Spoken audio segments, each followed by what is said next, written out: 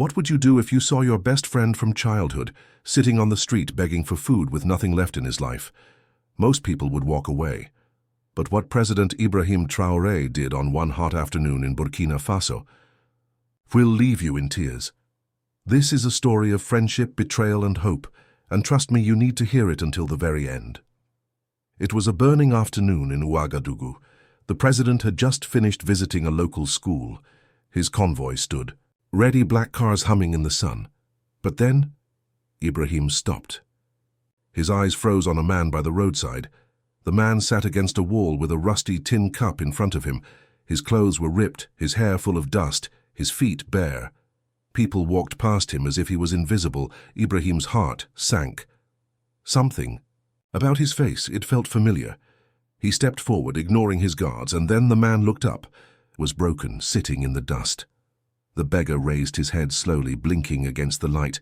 His lips parted in shock. "Ibrahim," he whispered. Ibrahim's heart stopped. "No, it can't be. Yusuf, my brother, is that you?" Man's hands trembled. Tears filled his eyes. "It's me, but not the same man you once knew." Ibrahim knelt down. "Brother, what happened to you?" Yusuf tried to stand, but his legs shook. "It's a long story. I never thought you'd see me like this." Ignoring the whispers of the crowd, Ibrahim reached out his hand. "Stand up. You are not staying here another minute." The beggar shook his head. "No, I'm dirty. I can't sit in your car. I'm not worthy." But Ibrahim's grip was firm. "You are my friend. That's enough." Ibrahim placed a hand on his shoulder. "You are my friend, that is what matters." Minutes later, the convoy drove not to the palace, but to Ibrahim's home. And for the first time in years, Yusuf was given clean clothes, warm food, and dignity. He ate slowly, afraid the food would vanish. Ibrahim sat with him, waiting. "Now tell me," he said gently, "you were one of the brightest men I knew. What happened to you?" Yusuf sighed, staring at the floor. 3 years ago, I was a school principal. I saved enough money to build a small house. I married Emma, the woman I loved. At first, life was beautiful, but soon, Emma changed. She was always on her phone, angry for no reason. I thought it was stress. I ignored the signs." His voice broke. "One day I came home early and I found her in our bed with another man." Ibrahim's fists clenched, but he stayed quiet. I walked out, shaking. I couldn't fight. She didn't even say sorry.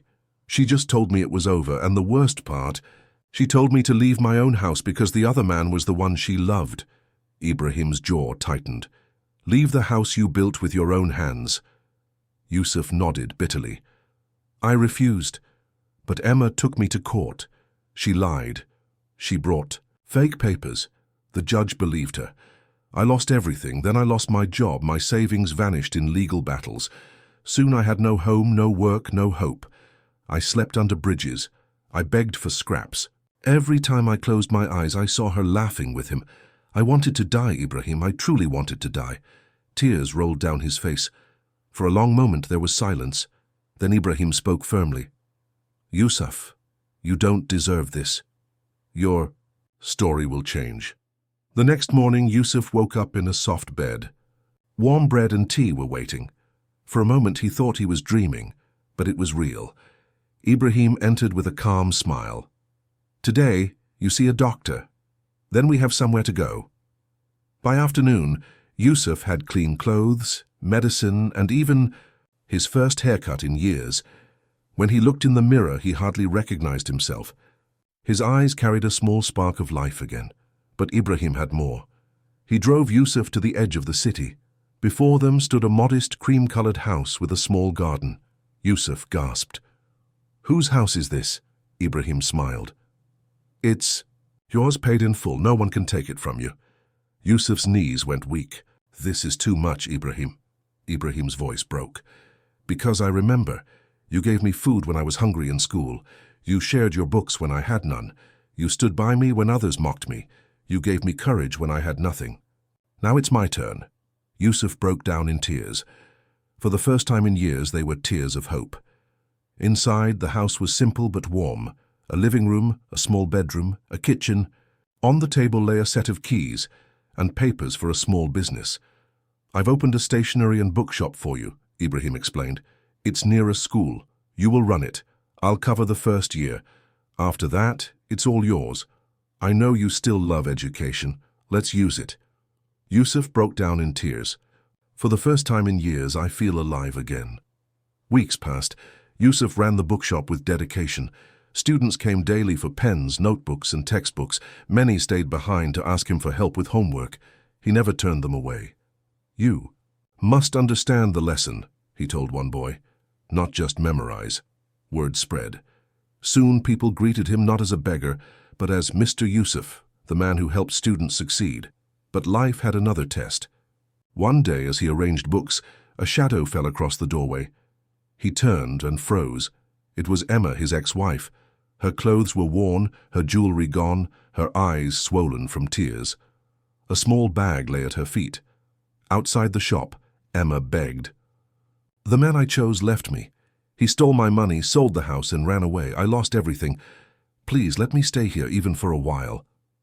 Yusuf looked at her, remembering the night she threw him out. He took a deep breath. "Emma, I forgave you long ago, but I've moved on. My life is peaceful now. You chose your road and I've chosen mine." Her head dropped in shame. "Please, just one room." "I wish you well," Yusuf said calmly, "but this is not your home." And he walked back inside, heart pounding. That night, he told Ibrahim. On the other end, Ibrahim's proud smile could be heard in his voice. "That's the strength I knew you had." Life continued. One morning, a woman entered the shop. She wore a simple blue dress, her smile warm, her eyes full of kindness.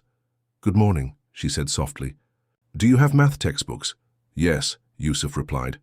Their eyes met. Something stirred in his heart. Her name was Amina, a school teacher, widowed and raising her young daughter alone. Days turned into weeks.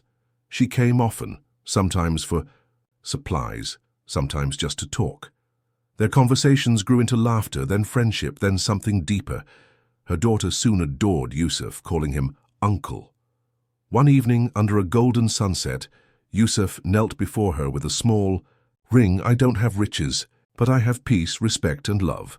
Will you marry me?" Her eyes filled with tears. "Yes, 1,000 times yes." Their wedding was small but full of joy. President Ibrahim himself attended, smiling proudly. Months later, Yusuf's life was full. A loving wife, a daughter, a thriving shop, and peace in his heart. But he didn't stop there. He opened a foundation for men who had lost everything, teaching them skills and giving them shelter. "I was once on the street," Yusuf told the first group. "One friend lifted me up. Now I want to lift you." Years later, he stood at the National Youth Conference, speaking to young people. His voice was steady, his eyes bright. "I lost everything," he told them, "but I learned something powerful. Broken people can still build beautiful lives. Never give up. One act of kindness can change your whole story." Ibrahim awarded him a medal for his work. Yusuf hugged him tightly. "You didn't just change my life, my brother. You gave me the chance to change others too." The crowd rose in applause. That night, sitting under the stars with Amina and her daughter by his side, Yusuf whispered, "I had nothing once. Now I have more than I ever dreamed. All because one friend refused to walk away. No matter how far you fall, no matter how dark life gets, there is always hope. Sometimes all it takes is one hand reaching out. If this story touched you, make sure to like, subscribe, and share it with someone who needs encouragement today. If this story touched your heart, please like, share, and subscribe. Someone you know might need this story of hope today.